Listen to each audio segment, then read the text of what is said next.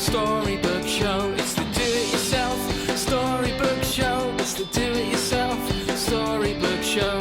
Making a story come out of your face. Maybe it's pirates or possibly space. Making a story come out of your face like you're supposed to do. Ooh. Do-it-yourself Storybook Show. It's the do-it-yourself Storybook Show. It's the do-it-yourself Storybook Show. It's the do-it-yourself Storybook Show. Hello and welcome.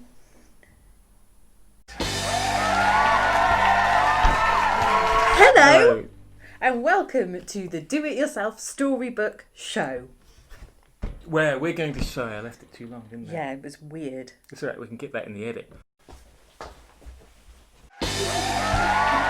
Welcome to the Do-It-Yourself. It was really long sitting down. You took ages sitting down. Go again.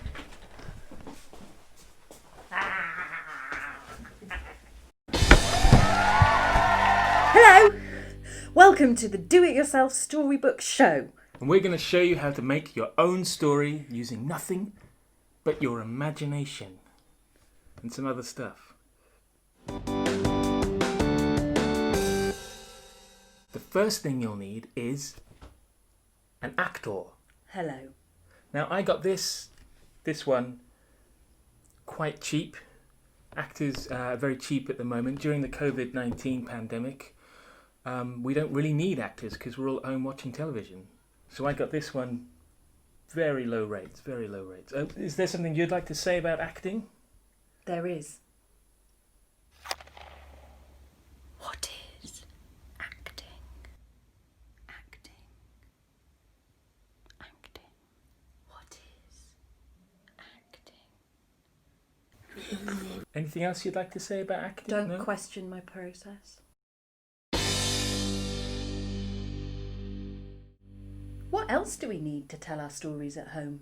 Well, you might need a pen or a pencil, Some coloured paper, a plastic comb, a paperclip, a copy of the Iliad, paperback is fine, some grass, a corner, 2 litres of air, a medium-sized garden maze, 4 toboggans or 1 luge, a large hammer or similar, a stick, a lolly stick, but any stick is fine, an apple, a pear, a jumper, an area. some of the wind or sky. Now, we're going to show you a fun game that is a brilliant way to start off your storytelling. We like to call it, Stick, or, twist. what you're going to need is 3 piles of paper, boom, like so. You're going to need a pen or a pencil, it's entirely up to you. And then on the first pile, on each piece of paper, you're going to write down 1 character name. For example, Kenneth, Fadge, Jennifer Fenifer, the mist, who that, Dr. Weaselshins. Mr. Fleadyberg. And what happens on the next pile? On the next pile, you're going to write lots of things. For example, an apple, A bridge, a farmyard. the concept of terraforming. And what about the third pile of paper? Well, on the third pile of paper, you write more things. Wow, like a swamp, A tripod, clouds, a wall, hat, dinosaur, time travel. onions. An unelected oligarchy whose lies and incompetence will be the downfall of an entire generation.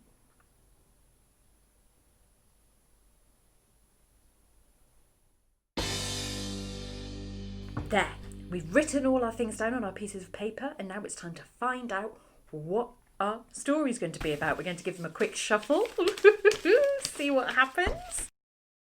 Now, we're going to find out what we're going to tell a story about. Isn't that exciting? Isn't that exciting? Yes, it's exciting. Yes, it's exciting. Okay, drum roll, please.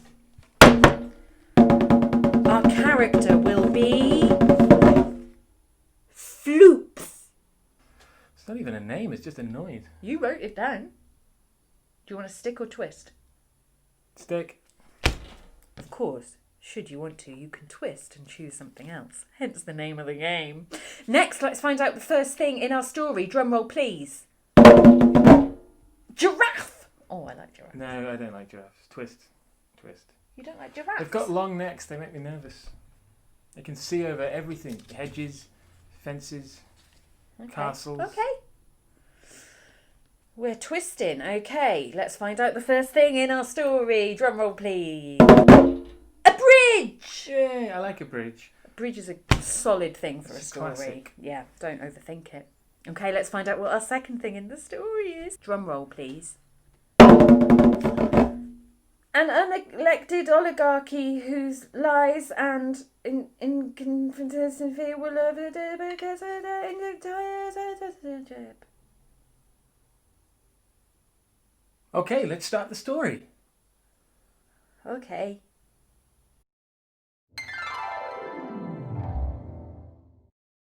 Hello, can you hear me?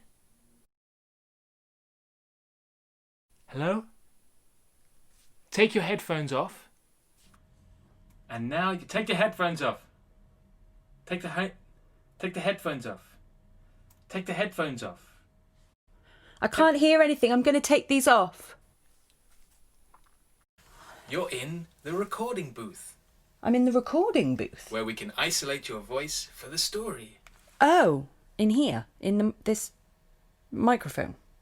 Yes, What's this bit? This round bit? that's called a pop shield or a spoffle. It stops, well, mainly your spit getting on my microphone.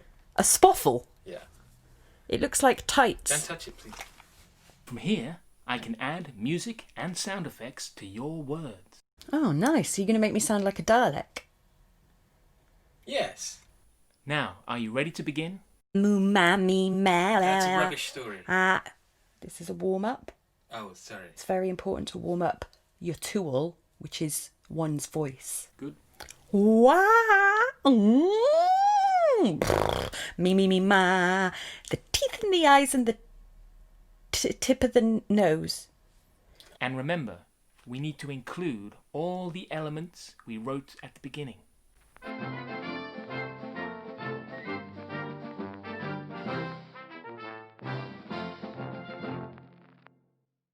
Okay, yeah, no, I'm a professional. I can do that.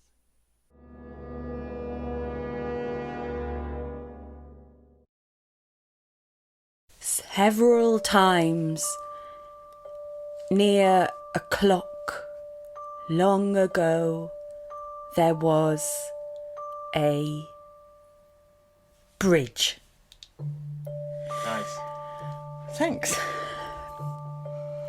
The bridge was so long that no one had ever got to the other side. No one knows how long it is, or who built it, or what's over there. All that people knew was that there was a bridge. There was a young person called Floopth. And when Floopth was young, they heard stories about the bridge. About the bridge. The bridge changed depending on how you looked at it. Sometimes it was invisible. Sometimes it was green. Sometimes it was made of spaniels. Sometimes you thought it was a bridge, but really it was just a very small picture of a bridge near some space. Sometimes it was made of cobwebs and lies. It got higher, longer, or thinner, or taller, or wider, depending on how you felt that day. Sometimes it was so tall that when you stood on it and looked over the edge, you could only see clouds below you. And then the tips of mountains poked through, like little islands in a fluffy white sea. Some people said that the bridge went over mountains. Some said oceans. Some said through sky, and others swamp, deserts, mist and sadness. Some said it went through time and space. Others said it went through unusual coincidences. Some said it was mostly soup and nettles. Some said the bridge led all the way to the edge of the world, the very edge, so that you could look over the side of the world. Other people said the bridge went right around the world and came back again. Some people said the bridge went to the moon. They were wrong. How would that even work? Some said the bridge was metaphorical and only went between the places inside yourself. Again, that wouldn't work. Where would the struts go? People were curious. People always wanted to know what was on the other side. So time and time and time and time and time and time again, people tried to cross the bridge. And out of all the countless people who tried to cross the bridge, no one ever came back. Presumably because whatever was on the other side was just so amazing and brilliant, no one who ever got there wanted to come back. That would explain it. Maybe there's pudding.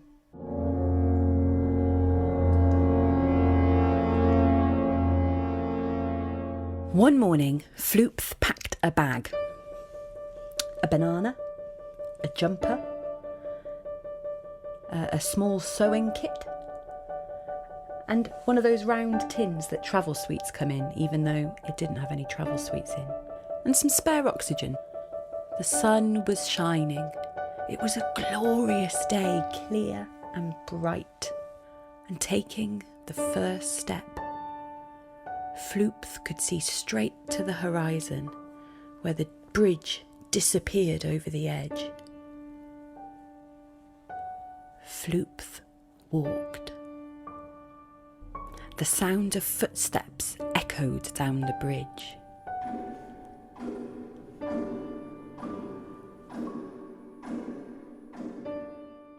Pretty soon, Floopth was overtaken by people in a hurry. People in four-wheeled cars called snarks that went fast. People in six-wheeled buses called grumps that went even faster. And people in eight-wheeled tanks called hodgepodges. They honked their horns. Get out of the way! Move aside! Floop stood right up against the edge of the bridge and narrowly avoided being run over. The snarks went snarling past. And then the grumps, even faster.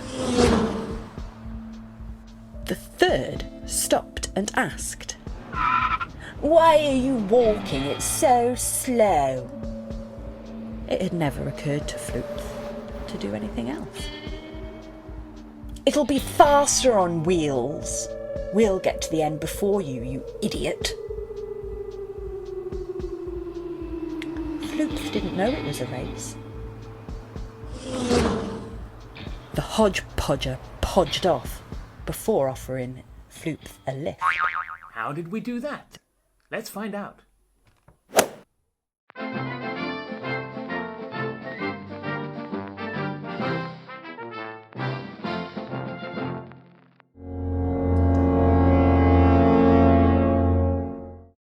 The bridge rumbled. No, it was Floop's tummy. No, it was thunder. A storm raged overhead. Rain flooded Floop's shoes and made the bridge slippery. Floop nearly fell and could see it was far to fall, and was so scared of the height, Floop couldn't even look over the edge. Pretty soon, Floop was cold and wet and scared. The wind was so loud, Floop could hear nothing else. I said the wind was so loud, Floop couldn't hear anything else. Floop tried to put on the jumper, but it got washed away. Floop tried to eat the banana, but it dissolved. Floop tried to eat the travel sweets, but there were never any travel sweets. Floop stopped. and sat down and wondered whether to carry on. The bridge was very long and extremely difficult to walk. Far down below, Floop heard a sound. It sounded like a wail, like a grieving wail, one that snores, one butterfly quite far away.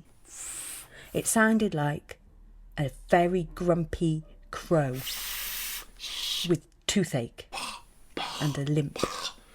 It sounded like a helicopter backing up. It sounded like crisps being eaten on a Wednesday in July in Milton Keynes. It sounded like a flock of flamingos who just won the lottery. It sounded like... Floop was brave and peered over the edge of the bridge and saw the water had turned into a foul swamp. And then... Have you forgotten it? It's a dramatic pause. Oh, sorry. I thought you'd just forgotten. No, I was building the tension. Sorry. You know, I trained. Sorry. I'm a professional. And then... Is that the pause? And then...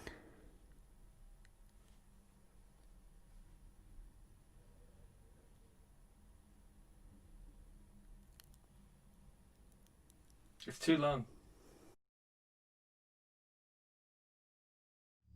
A monster! Floop decided to talk to the monster. Why are you sad? I don't know.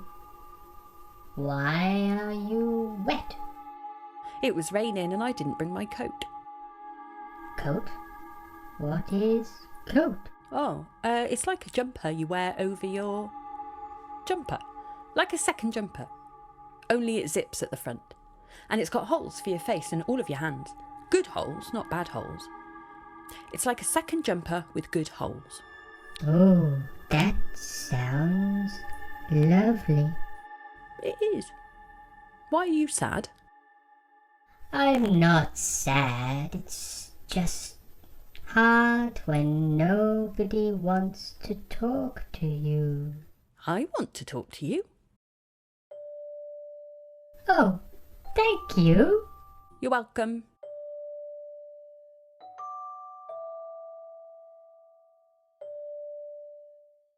There was a pause. The monster burped.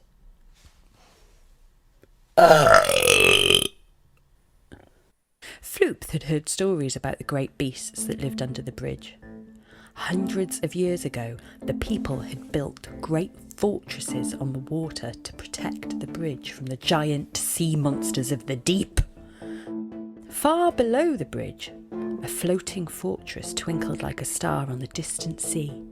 A vast, silent guardian crouched like a stone gargoyle on the skyline ever. Sorry. I've wandered off. No, I've wandered off track there. I don't know where I was going with that. I liked it. No, it doesn't. I don't think it fits the world. It's just a bit sci-fi. It's just, and you know, it was good. No, It was really good. I think it's a bit lowest common denominator. You know, I think we're better than that. I think you're lowest common denominator. I think you don't know what lowest common denominator means. It's maths. I'm Floop. What's your name? Some call me the Leviathan. Some call me the Sea Witch of Acna. Some call me Panope, the Ocean Keeper. Some call me Mer. You may call me what you wish. Jonathan, where does the bridge go? There is only one way to know the answer to that question. How?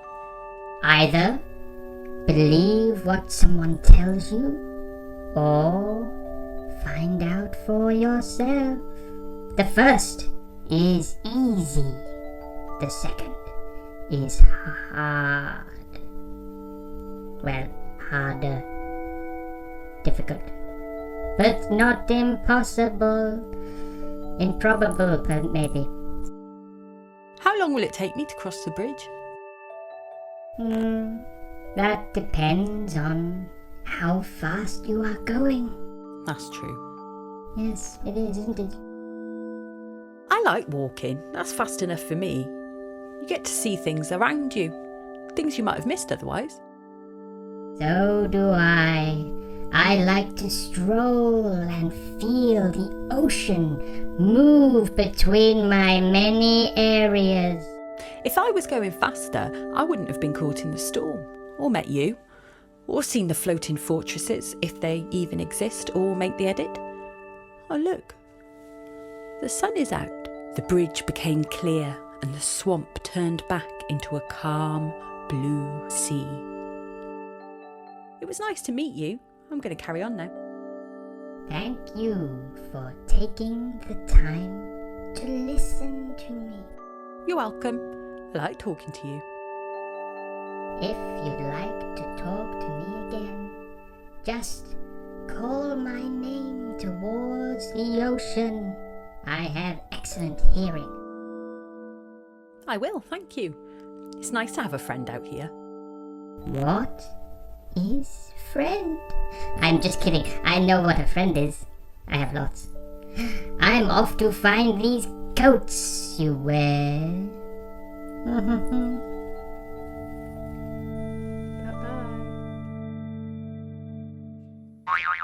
You're probably wondering how we made that monster. Well, you can make a monster with pretty much anything you can find lying around your house. Let's see what we can make right now. Okay. I like to start with a sock. That's a good place to start with a monster. Traditional. I've got an old CD. This is One Day German, which is stupid because you can be German every day. I'm going to put this extra sock on, so it's a two-tone monster, and I'm just going to staple those together. Careful not to staple your fingers.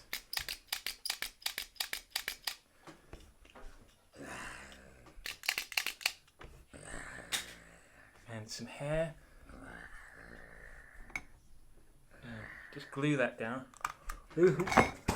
Use any kind of glue that you've got lying around. Just make sure that's on.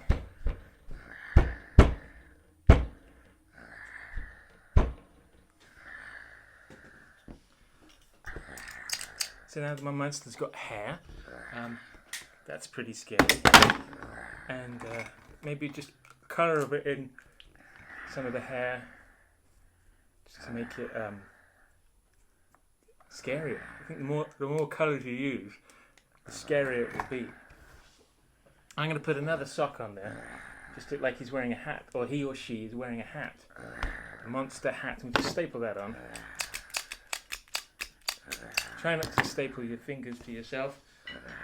Maybe use this drumstick as well, just so the monster's got a big tail, or maybe legs, or something. These eyes are really useful. You can put these eyes on anything and it becomes a monster. And that's how we made the monster. As the hours passed, the bridge took many forms, as did the landscape it traversed.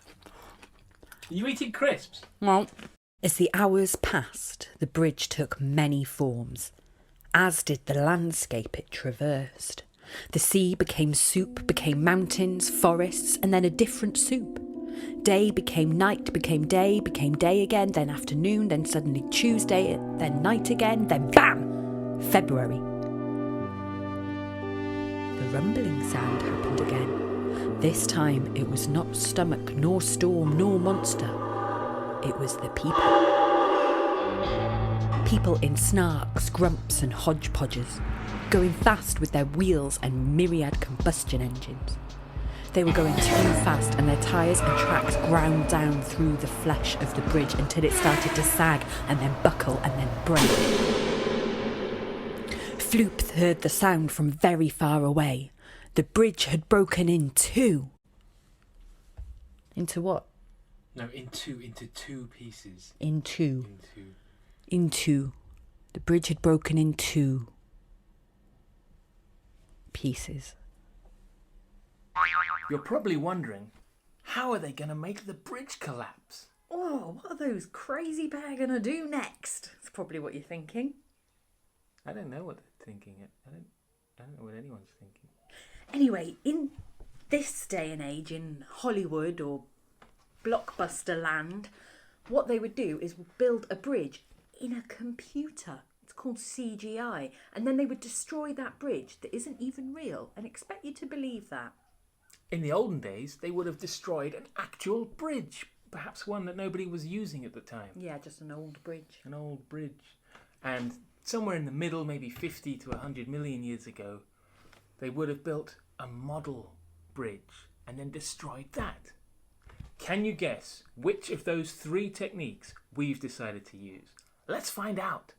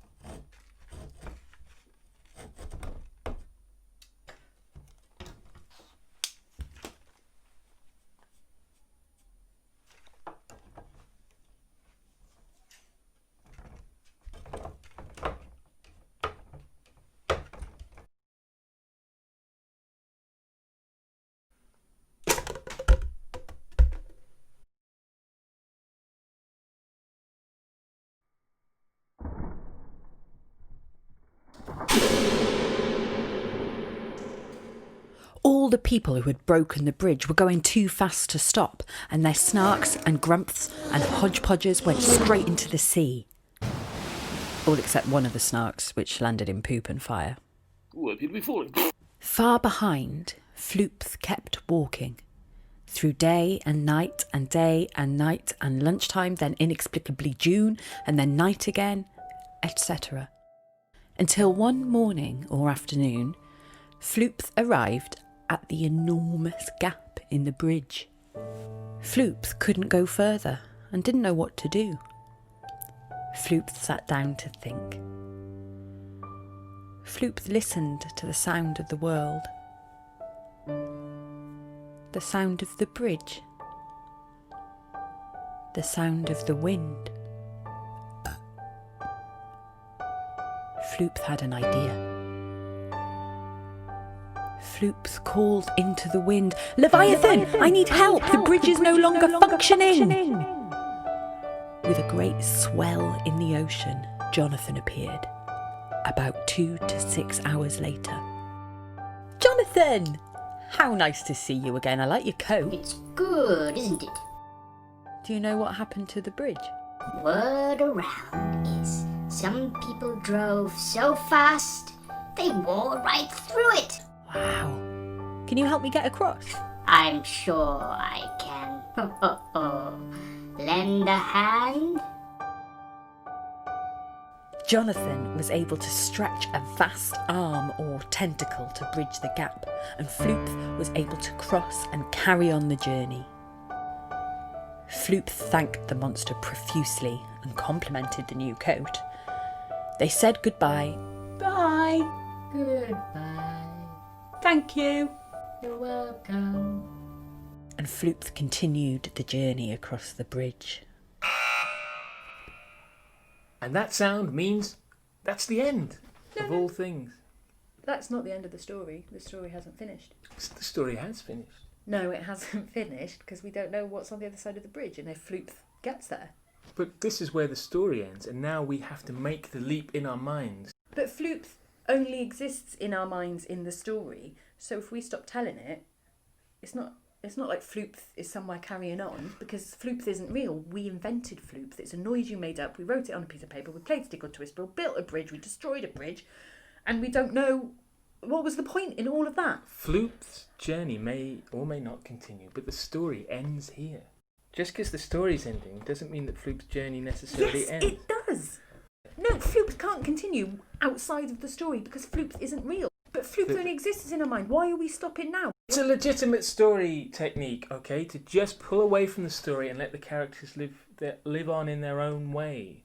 And that way everyone who's seen the story can imagine a different ending if they want to. We could show them the ending and they could still imagine a different one. Yeah, because then it's a fixed thing. The whole point is that it's an open ending. You can interpret it any way you want. Yeah, I am interpreting it that it's rubbish. Join us next week when we'll be showing you how to paint your own art. How do you know when something is ended anyway?